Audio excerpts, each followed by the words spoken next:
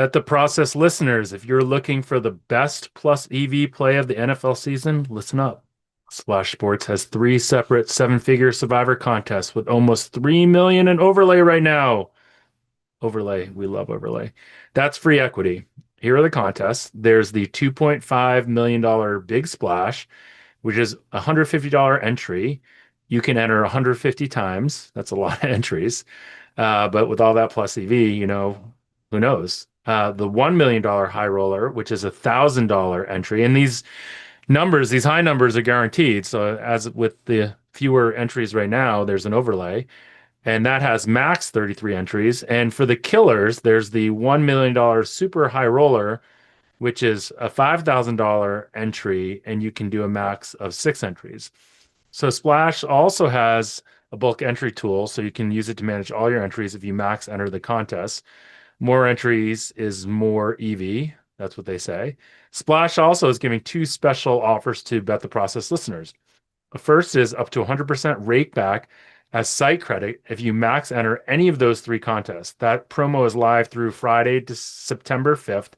Just DM Splash co-founder TJ Ross, that's on the Twitter, at TJ Ross SF, or email VIP@splashsports.com. The second is using the coupon process, that's PROCES, so process without the extra S. And you'll get $15 off site credit for a $150 entry, $50 if you enter the 1K, and $250 if you sign up for the 5K. So even more EV. So why Splash? Well, with Splash, there's no more Vegas proxies, paying for flights and hotels. Just Survivor with millions on the line, all in the Splash Sports app. Overlay, rake back, and a pool full of squares. Uh, Hopefully not if I'm entering. That's about as plus EV as it gets. Looking for low stakes? There's six-figure contests at $25 and $50 entry with overlay also. So there's stuff for everyone. Join now, lock in your picks, and go win millions. Enter at splashsports.com or DM Splash co-founder TJ Ross, because there's some even bigger contests if you're interested, at TJ Ross SF, or email VIP@splashsports.com for high-stake rakeback offers. And today's podcast, we're actually going to be talking to Judah Fortgang, who is one of my favorite guests. I think he's become the definitive guy I go to for NFL picks, and he has some amazing insights. Not the best audio this time, but with that, let's start the process. Welcome to another episode of the Bet the Process podcast, where I'm joined by Rufus Peabody. This is football season. Football season is among us. We're in football season. Is that exciting to you? It's very exciting, Jeff. Believe it or not, I had my most productive week of the year work-wise up in Maine. I don't know what it was, but I just was really able to get down and focus and get a lot accomplished. I redid Massey Peabody coefficients for the first time in 5 years and made some upgrades there for college football and built out a great weather scraper and integrated with historical data and built a weekly weather scraper to integrate in our production. It's feeling good, Jeff, feeling good. Despite the fact that we went 0-5 on sides last Thursday. And that didn't feel as good, but we still managed to make a little comeback and finish plus 2% for college football week 1, which felt like a huge win given where we were. Oh, you ended up winning in week We ended 1. up. We did very well on totals, and we had TCU. We did well on Saturday. We dug ourselves a pretty big hole on Thursday. Did you bet a lot of unders? I assume you bet a lot of unders. Seems like. Yeah, we had a fair number of unders, more unders than overs. We had some overs too, though. More on the low total games. Makes sense. And since the market. I actually thought I had a data error, and I spent a long time trying to investigate this in terms of my historical odds data, just because of how historical totals. Well, I guess I ran a regression of if you run a regression of actual score, total score in a game on what the closing market total is, you expect a coefficient around 1, right? It means that it goes up. If the market says 45, you expect it to be 45. If the market says 65, you expect it to be 65, right? and that has existed historically, but the last few years have been like a big sort of um have been like just like aberrant. Aberrant. Is that the right word? Abhorrent? No, not No. abhorrent. It's been Just an aberration. Can you make aberration into aberrant? I don't know. Anyway, it's been a big aberration. And I thought I was like, this has to be due to like I have to have bad odds. And so I actually reached out to Elihu and got like I wanted to see what like the odds data he had and see if and I used his and turns out my odds data wasn't wrong, unless both of ours it is wrong. wasn't abhorrent. Well, no, it wasn't abhorrent, but that's like saying it wasn't juicy or it wasn't like, I don't know, round. Um, It wasn't, yes. but literally it was like 4.5 standard deviations off of like being of where it should have been, basically. Like there's 4.5 standard deviations away from one. But basically, totals were just much less predictive. Like the market was much less predictive of where the game ended up in the last, like basically, I guess this is like post COVID with this sort of new transfer thing in college football. And I don't expect that to continue because like it hasn't been there historically, but it was just really interesting. And it's funny, like the same thing showed up in Massey Peabody in the sense that like it wasn't it was showing like over dispersion relative to what we actually saw as well. So it basically just meant that like, lower totals were going over more, higher totals were going under more. Um, but again, like, I feel comfortable speaking about this because I don't think it's the kind of thing that, um, that kind of, I guess, really big, weak form market inefficiency just shouldn't persist, and I don't think will persist. Okay. Um, we're sponsored by Splash Sports. I did a really nice ad read that you weren't a part of. We need like a splash sound effect.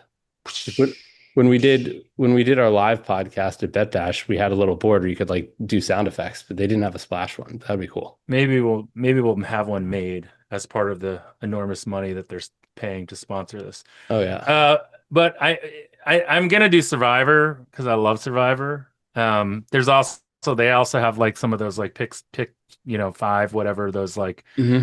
just like the super contest. Speaking of Survivor, can I ask you a question? You know how this year there's like Circa has the Grandissimo Survivor where it's $100,000 buy-in and it's a much smaller pool of entrants. I think it's probably I don't know what it is last, but I think they were projecting to be around 30. Maybe it'll be more. But my question is this. Do you think there's more alpha in a small game of Survivor? Like clearly the optimal strategies are different, but is there more Oh, alpha to be had in a 30-person Survivor pool versus a 1,000-person Survivor pool? Like obviously there's more assuming no it's more likely, you know, like there's less variance in a 30-person pool. Like, but can you actually generate more alpha in 1,000-person pool? probably because Oh, there's more likely to be squares in a larger but pool. let's say you have the same level Well, of like sharp. okay, stop. How do you generate alpha in a survivor pool? It's by having a differing opinion than other people, right? Like a different, It's game theory, right? right? It's game theory. And so like you can't do as much game theory, I would think, with this with fewer people as you would. You know what I mean? The payoff for that game theory is just not as high. I think our friend Vegas Watch, or sorry, Diggs or whatever he goes by now. I'd love to hear his opinion Jacob. on this. Whatever. We don't Yeah. we don't we don't talk about people's real names. Your real name's not even Rufus. No, it isn't. It's actually a dog name. Um, No, did but you have you looked? Are you in Jeff, any I survivors? completely Because agree I'm with this. curious who you think. What's I, that? I, I I completely agree with this. What I'm saying? Yeah, that Oh, I just don't think that I think it's essentially more solved with the smaller group of people with the smaller number of entrants. right. You just went, and he You're even going said more it's you I mean like let's take it let's go first principles. I don't know if this is first principles, but if we assumed that there were two players in a survivor contest starting week 1, then it becomes it's pretty easy to figure out like optimal, right? So I think, and if you can kind of extend that, like you can sort of, I think, get a sense of how there's more skill with more entrants. And I think also with more entrants, you also get more valuable data. Like, I mean, in Circus Survivor, the year we did it, was it last year? I think it was last year, maybe it was 2 years ago, but I was able to model out like what I was able to model team selection behavior basically, based on previous weeks, and just kind of get a sense of how people were playing it, because you have a lot of entrants, and so you actually have good amount of data to work with. I think a lot of it depends on the population set of who the people playing are. But I think if you said like it was a consistent population set across both of them, one just has fewer amount of people, then the more people. Okay, Okay, wait. Can I extend this really quickly and say, let's say there are 30 people in the Grandissimo, the $100,000 buy-in one, and let's assume that they're sharper. What do you think the greatest expected ROI the best person in that pool could have? Like the theoretically the best game survivor game theory wait, how person, many people are there? Sorry. 30. Like what is the range? What are the ranges of like ROI? Like for example, in our Calcutta, I don't really think that in reality anybody has a true ROI long term in our Calcuttas of like, more than plus or minus like 10 to 15%, just because I mean, that's you're, what I was gonna say, like at the most 10%. I wasn't yeah. gonna say more than that. I mean, because we're saying it's a population of sharp bettors generally, or bettors that are willing to throw $100,000 into something, which doesn't mean they're sharp, but Well, and we're always trying to get fewer, like people that are fewer sharp into the yeah, Calcutta, more rounds. more rounds. Can we just talk about Calcutta for the week one for a second? And Yes. because I think I'm gonna be I already entered one of the Splash Sports contests, but I might enter more. I already entered one with two spots, and I think I'm gonna take Jacksonville -3.5, and well, not -3.5, but that's what it is. And then the other one that I was thinking about taking was what was it? And now I forgot what it was. Doo-doo-doo. Oh, I was thinking about taking The Redskins? No. Arizona. I You think I was so thinking about you're avoiding the bigger spreads. yeah, I think I was gonna take Jacksonville. That was one of the ones I was thinking about. And then Are you gonna go? I mean, because there aren't any really huge spreads, right? I mean, I guess you have, last I checked, Denver was 8, Philadelphia was 7.5. Those are the only touchdown plus ones. Arizona's 6.5. oh, I was gonna take Jacksonville and New England. New England. Okay. Those are my two because I I mean, feel like you know me and how much I kind of like going contrarian early. yeah, go contrarian early. You Because I think mean, it, I think and like now, I mean, I definitely don't want to take after hearing Judah talk about which you haven't heard yet, but he talks a lot about his love of Atlanta and his love of the Giants. So I wouldn't take the commies for sure, even though they'll be popular. I mean, a lot of people will take Philly. Philly will be very popular. Although since they're Thursday night, people might not take them because they I think might. that's a, I think, yeah. By the way, have you heard Fezzik, what Fezzik's been saying about Survivor? That Mike Palm kind of shot him down, um, but his point is that if Philadelphia loses on Thursday night, that there's basically these Survivor contests are going to be really plus EV to enter because a bunch of people already be eliminated. Does he who why is that? Why Mike would Palm anyone from disagree with that? Circa disagrees because he says 92% of the entrants are from out of state, and people aren't just going to fly in because Philadelphia, the people aren't just going to fly in because Philadelphia lost. Oh, Yeah, but I should say, right, if right. you're He in also, well, Vegas, Fezzik also said that they would get a ton more entrants if that happened, well, so and I think it's that's a a different different point point. entirely. Yeah, I can't how why wouldn't it be plus EV to enter it at that No, point? There's a I bunch do of people think it against would Denver. be right, but I do think a lot of people will probably avoid taking The Thursday game. Okay. Let's welcome in Judah Fortgang, and then we will talk to you guys all again next week. Wait, we're not going to debrief the conversation after? It was so No, good. it was great, but maybe we can debrief next week. I guess my comments will have to wait. But I just want to say that like this conversation with Judah really kind of got my juices flowing and the wheels turning in my brain about some of the stuff that I probably can and should be doing. Um, just with the data that I have now that, that wasn't around when Massey Peabody was around and some of his. That's actually what I was going to say to you, which is like you make this like kind of ridiculous comment that Massey Peabody doesn't know at all like who's what, on what team or whatever. It And wasn't yeah, designed for that though. It I just wasn't. know, but like at this point, like in 10 years, there's been better data and better ways to like it seems like that where that used to not be something that would be like people would overvalue that and there was alpha in not doing that, that's probably changed, right? Yeah, I think so. But I think even just if we kept it at team level, being able to break down offense, like being able to add in pressure rate stuff, right? Things that just was that data that we just didn't have 15 years ago when this was built. Yeah. Okay, go to your dinner. We'll welcome in Judah and we'll talk to you guys all again next week. Bet, bet, bet the We process. now welcome in Judah Fortgang to the Bet the Process podcast. Judah, didn't hear me say this because you weren't involved, but I was saying that you are my favorite guest that we have, and it's very exciting. And I know this is probably a proud moment for you, more proud than the moment where you got married recently. So congratulations. But thanks for joining us as always. Thank you. Yeah, I mean, my wife will hear us. I got to be careful about what I'm saying. But this obviously is the proudest moment of the last couple of weeks, and Perfect. far too generous. Perfect. Excited to dive in. Okay, so someone like yourself, like normally what we do is we kind of jump in and we ask you all about these games, and you tell us like which games you're seeing some matchups in. This is the beginning of the year. How is your process different for the beginning of the year?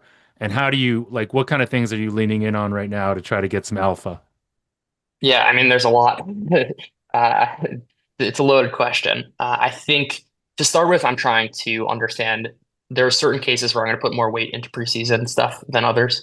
For instance, something I was like closely monitoring was like the Lions man coverage, let's say, where this is a team where there's a lot of betting edge in various markets.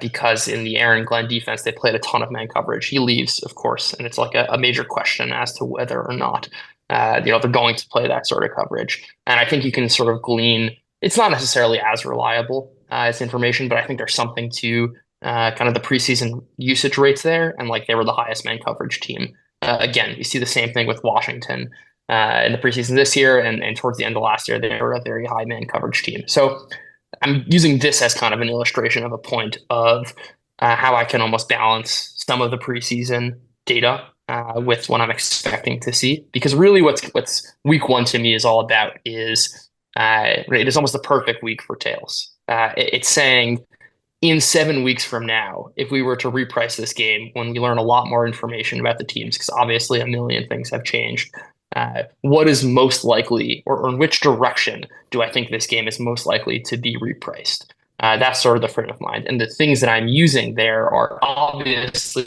previous seasons worth of data. And then as I'm filtering through some of the changes, it's understanding, as always, which data points to weigh more heavily than not.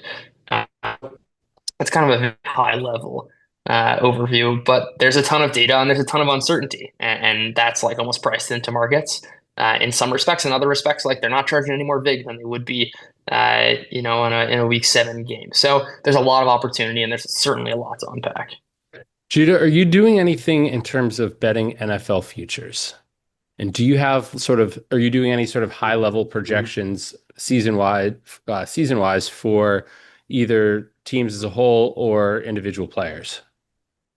Yeah, so I do. I mean, like, it's almost a question of like players would, I think, is a gold mine if you can kind of get the accounts and liquidity down. That's obviously its own sort of separate problem. But yeah, I think certainly now there have been many new kind of marketplaces introduced, right? Like the exchanges as a viable path for futures, and like the ability to actually get money down there has certainly changed from even last season. And yeah, like I have, And the money futures. you get down on Kalshi, like for example, you're getting paid 4% interest on your positions you're holding. So the time value of money cost normally that normally is there isn't there to the same extent.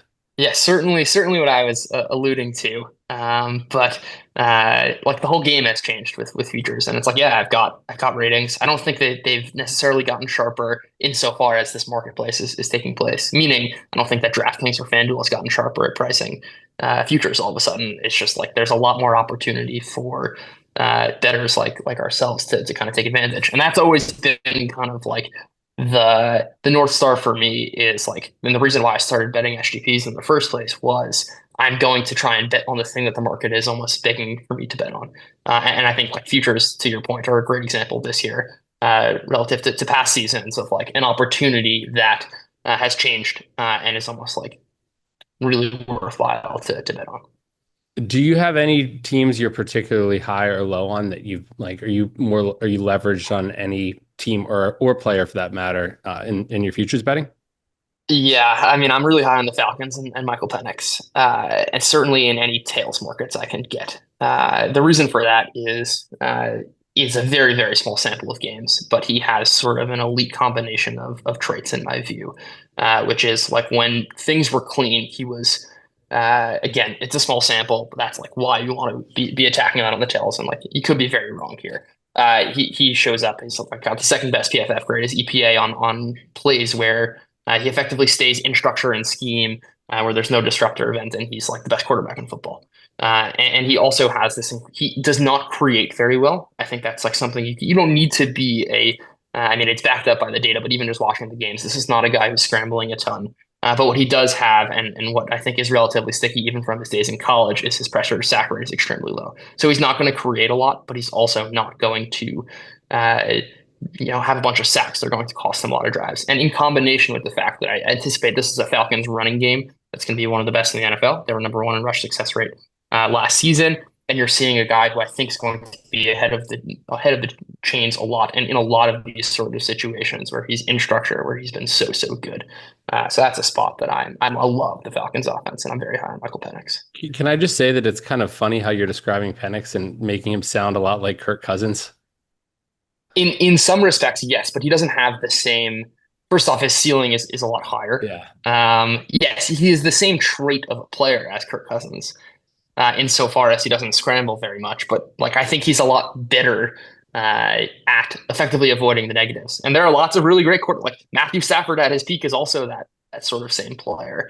Matt Ryan at his peak is the same player. There are plenty of good examples of quarterbacks who have been great, even without the like elite scrambling ability that Joe Burrow, for that matter, who doesn't have the same sack avoidance as Michael Penix. He's obviously a better quarterback, but there are traits and many different ways to win in football. So I'm not too worried about describing Kirk Cousins.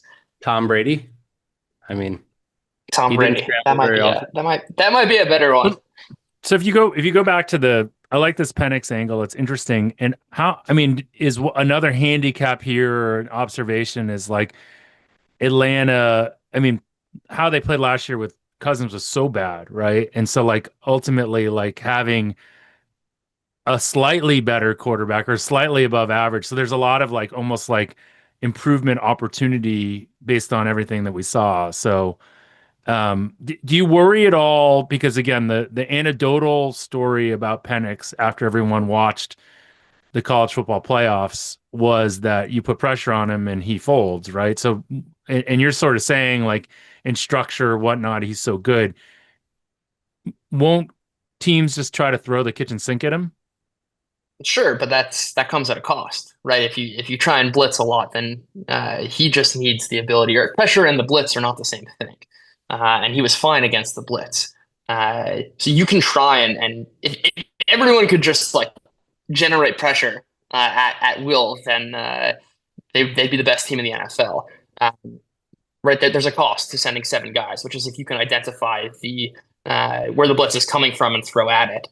Then you're playing at a significant advantage. I don't think it's as simple as like you can just like magically throw the pressure on. That is to say, by the way, that like first off, the Falcons do have a pretty good offensive line, but if you're going up against like the Steelers or another team I'm relatively high on to the market, the Giants, who I think each of the Steelers and Giants have terrific defensive lines, yeah, I'm going to be a little bit less bullish on the Falcons, but certainly kind of taking into the context where I think the Falcons could be. And also, that's why I think the run game point is so huge, which is like, yes, your base rate of pressure is going to be a lot higher on 3rd and 9 than it is on 3rd and 4. And I think the Falcons are going to find themselves in many of these short yardage situations because their ground game is so good. But yeah, like that's obviously the tail concern is like he doesn't handle pressure so well. But if you're avoiding sacks, I think that's good enough. And if that can sustain itself over the course of the season, then I think Penix has a shot at being really, really good. By the way, that whole pressure versus blitzing dichotomy reminds me very much of the handicap I did for the last year's Super Bowl with Jalen Hurts, who Jalen Hurts, everybody's like he's bad against pressure, but he's good overall against the blitz. It's kind of counterintuitive. It is, but they're very, very different. And pressure also, I think we lump into one, sorry, it's a little side point, one big category when they're very different, right? Like a pressure that Jalen Hurts runs into the most pressure of any quarterback in the NFL. But that's also not as bad as a category of pressure as like when a defensive player wins his matchup within a second and a half, right? Like there are varying degrees to pressure, and we kind of lump that as a big category. So like anything else in football, there are many, many, many layers, and there are constantly trade-offs that are happening. Give us another example of someone that you're high on. I love the Penix narrative. Is there anyone else in that bucket that you see some real opportunity upside? Not as a quarterback, just because for the most part, I think we've got like a decent amount of data on a lot of the guys. I'll give you a unit though. And that's the Giants. And I think like as a whole, this is a team that I think is going to be a lot better than people think. Granted, I'm not saying this is a team that's going to, win 11 games, but when the win total is as low as it is, there's an interesting, I guess, a little bit of a window into some research that I've done this past off season. That there is like edge stack or stacking position groups is very real. If you just have a player at, let's just create Madden ratings for the sake of conversation, a 94 at edge, like that effectively has like a real multiplier effect. If the other player is like a 90. And if you get two of these guys, the Steelers have really been taking advantage of this for years with Alex Highsmith and TJ Watt and even Nick Herbig last season. The overall effectiveness is like not linear at all. It's like pretty exponential. And for the Giants, let me take a step back actually. Like think about this conceptually. It makes perfect sense, which is that so much of offensive line, defensive line is like who's getting double teamed and can you win your one-on-one matchups? If you are forcing effectively a one-on-one matchup no matter what, and that guy is a 90, and he's going to win X% of the time, you're basically just like almost guaranteeing yourself pressure on lots of these different plays. The Giants are really interesting because in effect, what they're doing is replacing Azeez Ojulari with Abdul Carter. I'm projecting a bit onto Carter as someone who I think is probably going to be like a top 20 pass rusher. But you've got Dexter Lawrence on the interior, who's probably the best interior pass rusher in the NFL right now. It's possible I'm not thinking of another guy or two. You've got Brian Burns, who was also like top 15 in most measures. And you've got Carter, and you're basically just forcing a ton of these one-on-ones with guys who, like, each of whom should win at an elite clip. And I think the Giants are going to be generating a ton of pressure. And in that, it helps mask some deficiency in the secondary. They added some pieces in Javon Holland and Paulson Adebo. Not that I think either of those guys at their stage in their careers are necessarily, noise, or more key players, I should say. But like this defensive line, I think has a chance to be elite. And I think it's like precisely because they've stacked at a bunch of these groups. Like Kayvon Thibodeau is an afterthought here. And I think that speaks to the depth of this team. On the other side of the ball, like I think they're going to be extremely high variance just because of Russell Wilson at this stage in his career. He basically can only throw the deep ball. But I think it's an element that Brian Daboll has not had in his offense at all. Daniel Jones has been absolutely dreadful there. And I think the combination of Slayton, who I have is basically every year one of the best separators in the NFL, is certainly on the deep side in combination with Malik Neighbors. And I think if you kind of catch that tail for Russell Wilson, as we saw towards some of last season, like this is a Giants team They're not going to win 14 games. But I think this is a team that can win 10, 11 games if things go really, really right. Do you think Russell Wilson keeps the starting job in the Giants' best case scenario? I mean, obviously, well, In the best case, that's a bad yes. question because, like, clearly, if he gets benched, then it's not the best case scenario. But do you think he's their best hot? Do you think he offers the most upside for the team this season? From a like pure maximizing, this is an interesting case. From a pure maximizing win total this year, yes. From a roster construction point of view, no. I think you want to give Jackson Dart time as soon as possible, assuming the conditions are uh, okay for success, right? Like I don't think you necessarily need to rush a young quarterback. This is more of a team development point. Uh, if you're putting him in a situation that is almost deemed for or doomed for failure. But yeah, like Russell Wilson, here's how I think about it from the Giants' point of view. It's like Russell Wilson is not a very good quarterback, but the delta between his expected production from what they got from Daniel Jones and Drew Lock and the amalgamation of quarterbacks, like there's an upgrade there happening. And I think like understanding that base rate is also very, very important. How much of this is like also Daboll needs to try to save his job this year? Like, because I feel like it's put up or shut up for him this year, and so Yeah, he doesn't the want incentives. the Sorry. incentives are for if he can get 9 wins, like he'd probably take guaranteed 9 wins over like a 50% chance of 3 wins and a 50% chance of 14. Well, I don't know. Basically, but over the upside, right? Because he's out if they have a dud of a season. Yeah, I think like for both the coach and GM, the incentives are kind of off here. But like that leads me to this point, which is like I think they're probably going to be maximizing their win total of this year, which I do think means Russell Wilson. I think that like if they start 0-6 or they're 2-8, like that's when clean house, like interim head coach Jackson Dart comes in.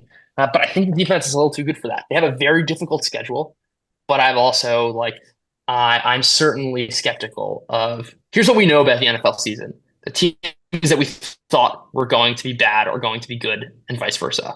And what appears to be a difficult strength of schedule in reality does not actually turn out to be a very difficult strength of schedule. So that isn't to say you shouldn't account for these sorts of things. I just happen to put less weight in the strength of schedule, and from what I'm seeing on at least from a like projection point of view, I think the Giants team just because of how low their win total is and where I think their ceiling is actually provides a ton of value in the markets.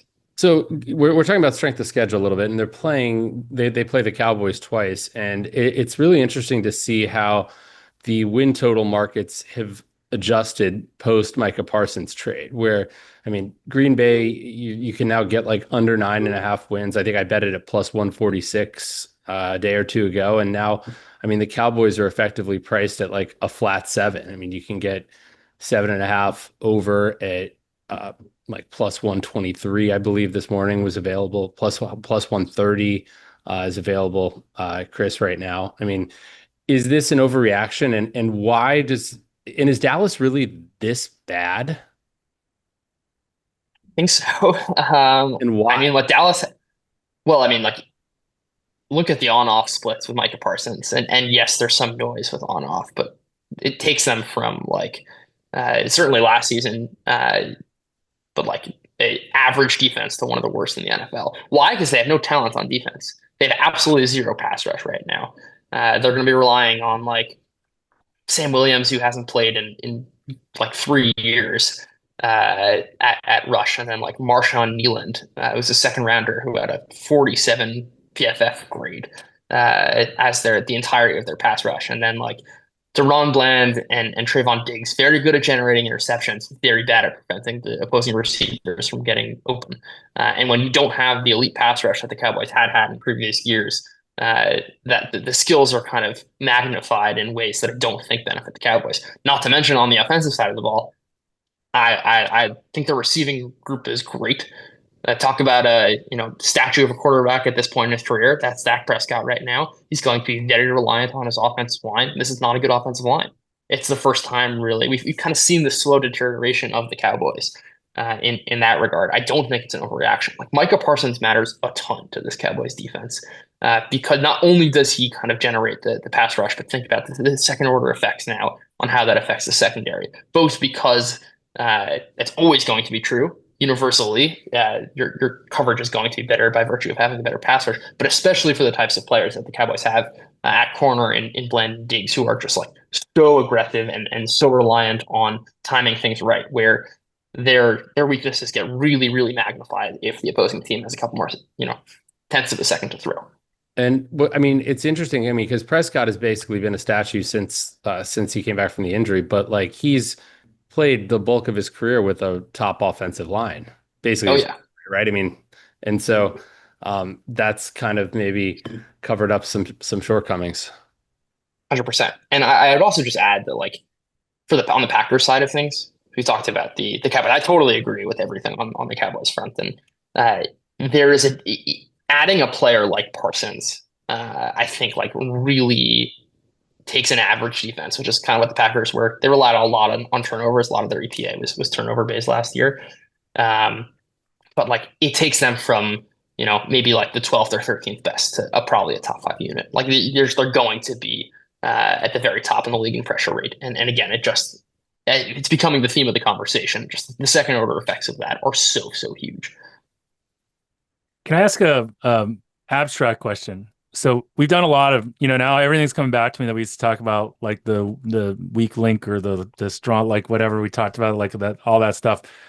If you could have the number one player at a position, let's assume that quarterback is the obvious one, but after that, what position would you want it at? Because like we've talked a lot about edge rushers and how valuable they are, but if you could have the number one player at any position, which position would it be? It would still be wide receiver. Uh, I think edge is the answer. But your point, if you get a guy who is just open on every play or has insane yak ability, it just elevates your offense so much more. And it's a lot easier to uh, you can double team wide receivers, but there are also easier ways for an offensive coordinator to effectively scheme that guy into one-on-one coverage, which is not as true for a defensive player, though that is true to some extent. And just like having that strong link, offense is more important than defense. It drives more of the matchup interaction. This has been studied time and time again. Getting the number one receiver is unbelievably valuable, I think, and that it's like a pretty clear answer outside quarterback to me. I don't All know. right, Rufus disagrees. I love it. I disagree, and this is a take from like I mean, Kate and I did some consulting for an NFL team years ago, and we basically figured out value over replacement of basically a starter to an average backup, and it was basically just I mean the idea was to do positional value.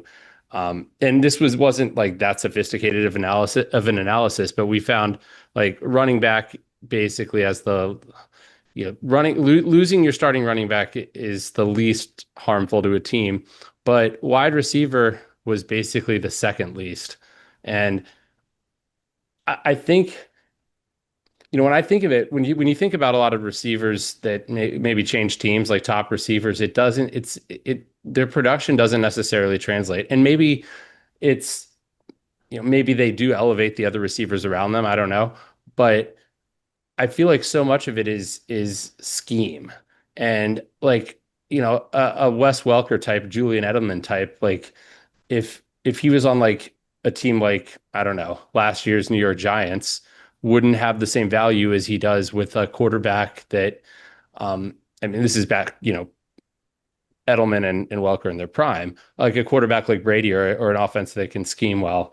And I mean, think about like the value of Kelsey to Mahomes, right? Like Kelsey isn't the most, Kelsey has it's not physical skills as much. I mean, he has physical skills. It's not quickness. I mean, he's good at finding holes in zones, right? So, yeah, that's my. There are two answers. There are two things. Number one, well, there's a difference between the average receiver and the drop off positional versus like the number one. For sure. The second, but if the my point in general though is if the average drop off isn't that much, I like, and maybe I'm wrong to sort of to assume that it's probably not going to be that much greater at the tails. I mean, is I guess the question is like the dispersion of receiver quality so much bigger than defensive lineman or cornerback or running back.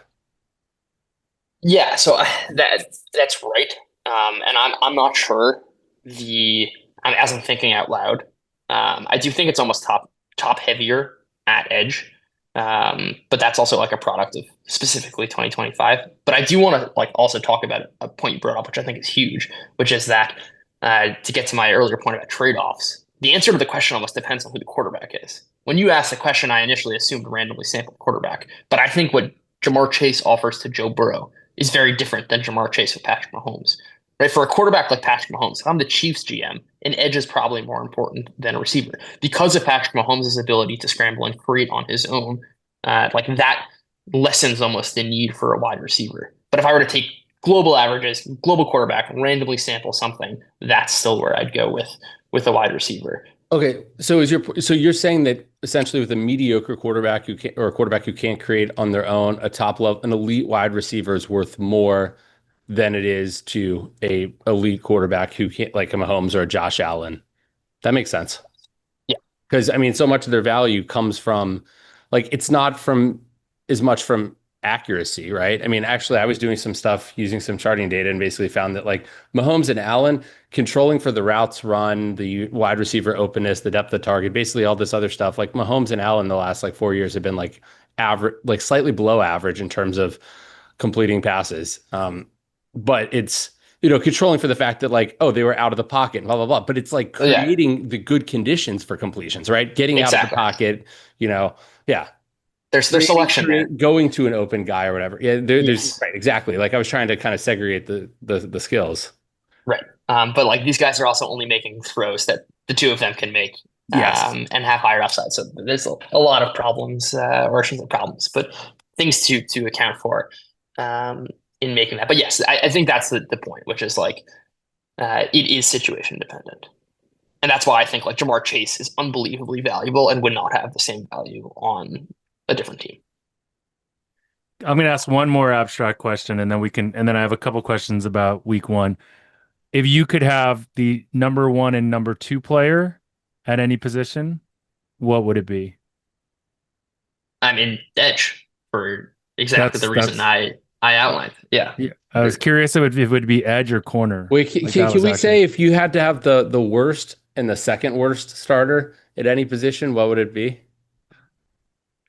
I mean, running back and Well, you, safety or tight end. well, I guess you only have one starting running back, but Yeah. okay. yeah, tight end, interesting.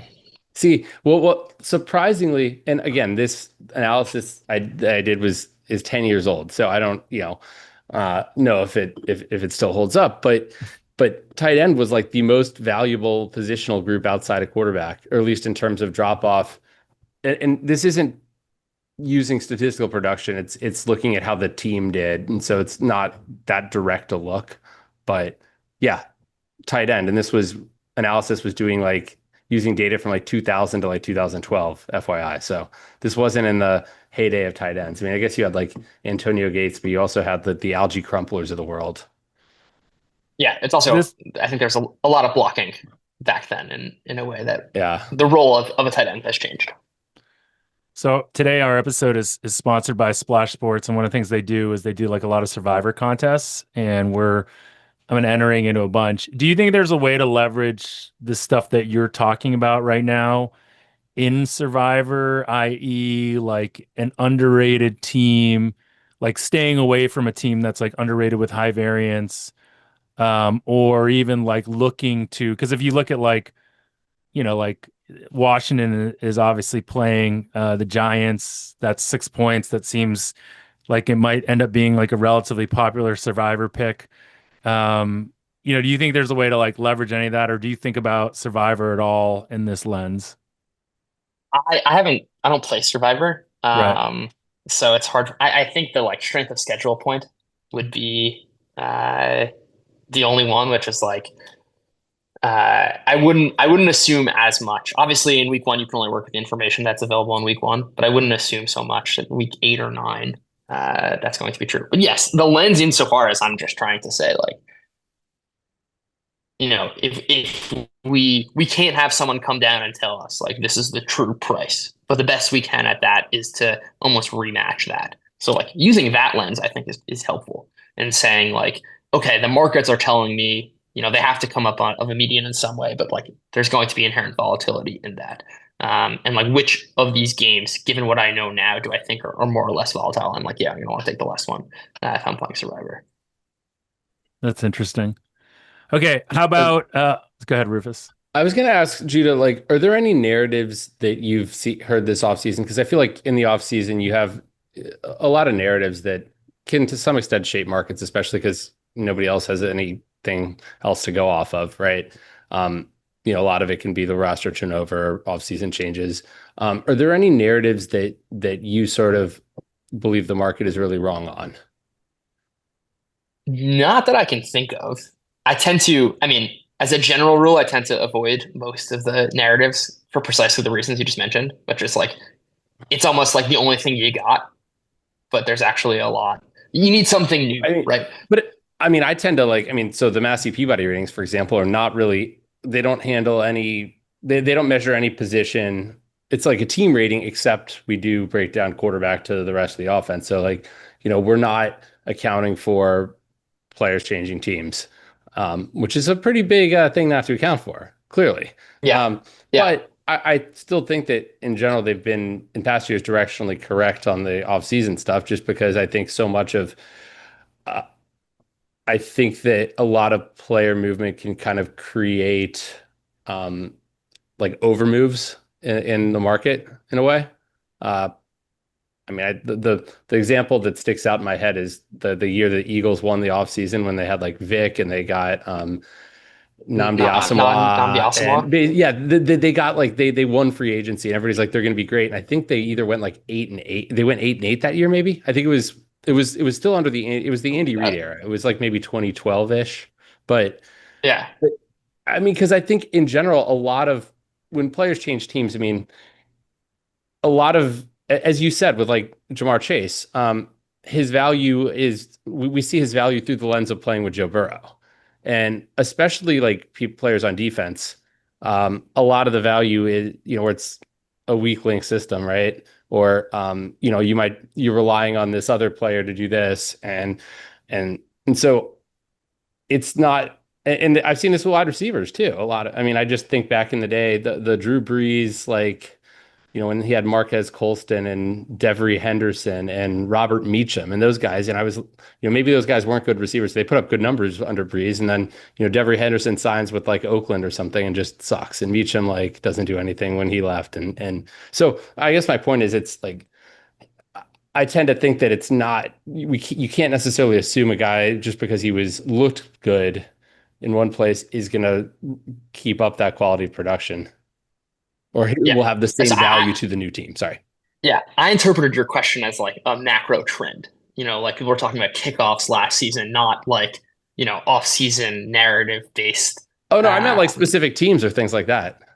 yeah, that I don't think is being talked about, which I think is very real. Just like the Tampa Bay Buccaneers, like Baker Mayfield has really, really struggled with sacks his entire career. Even his pressure to sack rate last year was 25%. He just like didn't see as much pressure. And the Bucks were historically good on screens last season. They generated more EPA on screens than any, at least in my database, any team other than the 2021 Kansas City Chiefs.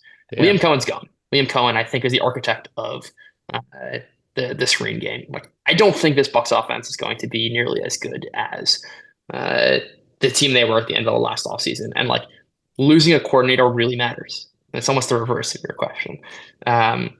But like I don't think that's being talked about, and I think it's going to be really, really massive for Tampa Bay, and like it's going to have a whole bunch of second order effects.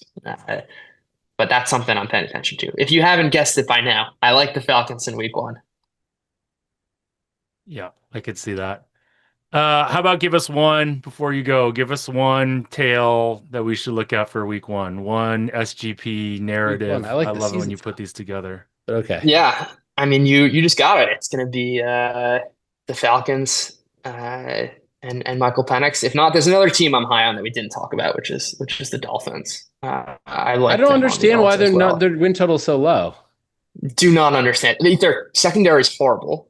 So that definitely matters for something. And like I have no idea what Tyreek Hill we're going to actually get. But uh like Mike McDaniel's orchestrated really good offenses. They were also like historically bad on third downs last season, which I don't think is going to sustain. Nor do I think they're going to have the 30th best run game in the NFL. They have an awesome pass rush right now. Certainly, if Bradley Chubb and Jalen Phillips return to anything of what they used to be, Chop Robinson and Sealer are awesome. Like I love the Dolphins this year, and I certainly believe in Mike McDaniel. That's another team I love in week one. Give me the Tua passing and Miami Alts in week one. Do you agree with me that, or this is my non-database narrative, that like sort of the genius schemer coaches tend to be better early season because they can whatever they dreamed up, like teams aren't ready for, and then they get, you know, it gets harder later in the season because they've already used all their bullets, so to speak. Yeah, a very weakly held opinion, but I do think that's true. I think there's like, and we saw this last season, there are these like global or what I call global trends where like, oh, we're playing more too high coverage. And like there's a constant cat and mouse game between offensive coordinators and defensive coordinators. There's going to be something that's changed about the nature of the game, I think. Like all coaches are doing in the like 6 months of the offseason are like trying to find out exactly this like new area to attack. And in that way, I think the offensive coaches are better prepared. And like Sean McVay has done an incredible job of like winning in so many different ways. And I think that is kind of the key is like, or here's a better way of framing it, even within the categories of offensive coordinators, are you a really good offensive coordinator because you are amazing at the one thing that you do? Or are you like innovative enough to win in multiple different ways? And I think the latter category of offensive coordinators are generally the ones who have the most success in week ones. But it's a weekly held opinion. All right, Judah. Those are Thank the you. best opinions, aren't they? The ones Yeah. Strong opinions loosely held. There you go. Judah, thanks for joining us. Hopefully can have you on a bunch again this year. Do you want to talk a little bit, give us a little shout out to your newsletter? Sure. On Show Down Ball, get a lot of sort of angles like this. And I think more so than the actual plays, I think it's a lot of the research that I just, outlined about Baker Mayfield and his screenplays. But going to cover, usually it's a couple times a week. The Sunday game plan is kind of the main flagship. It's just going to take a lot of what I've written throughout the week, going through a lot of tail angles, SGPs, and a lot of the research behind it that everyone can hopefully match up with their own analysis and lead to their own plays. And you can find that where? Throw the damn ball on Substack. If you type in Judah Fortgang on Google, it'll be the first thing that comes up. Or my Twitter, also throw the damn ball. It is linked there. Damn without an N, right? Damn without an N. Like the Hoover Dam. Like the Hoover Dam. Like the Hoover Dam. Wait, Judah, before you go, do you have any more really interesting things? Like I thought what you said about the Bucks having the best EPA on screen passes like in modern history is really interesting. Are there any other really cool odds and ends like that you could throw out? I mean, the Texans went from having like the best deep EPA season in 2023 to one of the worst last year. I think like that evens itself out. I don't think it's as cool, but I think that's like certainly something to monitor. And like I would not anchor very heavily to 2024. Well, I mean, there's more luck there's more luck in sort of getting long gains, right? I mean, there's going to by virtue of the fact that there are things that happen less often, there's going to be more variance in it. 100%. But like it also, this is kind of the paradox of football is like these things are relatively difficult to predict, but go such a long way in influencing outcomes. So yeah, awesome. All right, well, thanks for joining us again. Good luck this year. We'll have you on again very soon, hopefully, and good luck in week one. Thank you so much as always. Yeah, good luck, guys. Bet the process.